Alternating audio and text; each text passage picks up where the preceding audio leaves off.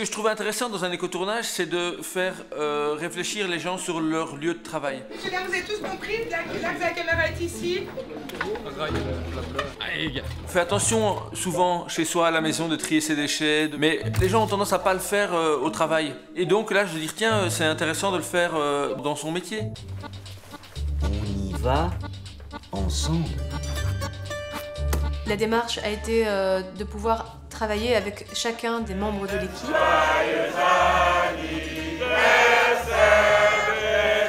Pour voir avec eux quelles étaient les actions qu'ils pouvaient mettre en place de manière concrète dans le cadre des contraintes de ce film. Au niveau des décors, le but était de réutiliser un maximum de matériaux. Par rapport aux cloisons qu'on a construites et autres, là, voilà, il se fait qu'ici, l'habitant de la ferme est intéressé de les garder. Donc là, il n'y a pas de déchets, puisqu'il les garde. C'est-à-dire que vous le fabriquez, c'est ça? Ouais. L'entièreté de la ferme a été repeinte avec de la peinture à la chaux, plutôt que des peintures traditionnelles, donc qui sont nettement moins polluantes. C'est beaucoup de choses qu'on a empruntées.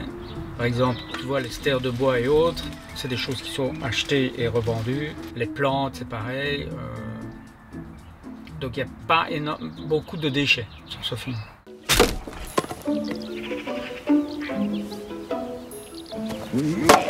L'idée de l'écotournage est chouette parce que voilà, on se rend compte qu'on fait quand même pas mal de gaspillage. On a essayé d'éliminer un maximum tout ce qui est gobelet. On a fait appel à un brasseur, donc utiliser des bouteilles en verre et puis des bouteilles en plastique. On a trouvé un partenariat avec une société qui distribue des gourdes. Donc on a donné des gourdes à chaque membre de l'équipe, ce qui a permis une réduction fondamentale du nombre de gobelets.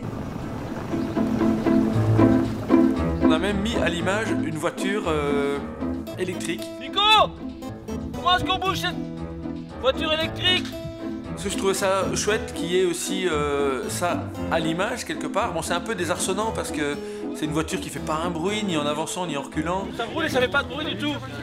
Tu vois? Toi, tu n'as jamais entendu ça? La dernière fois que tu as entendu une voiture, c'était un tracteur. C'est juste, donc c'était aussi ouvrir un peu sa vision sur d'autres choses et c'était vachement intéressant. Moi, je laisse pas t'être seul avec ce croque-mort.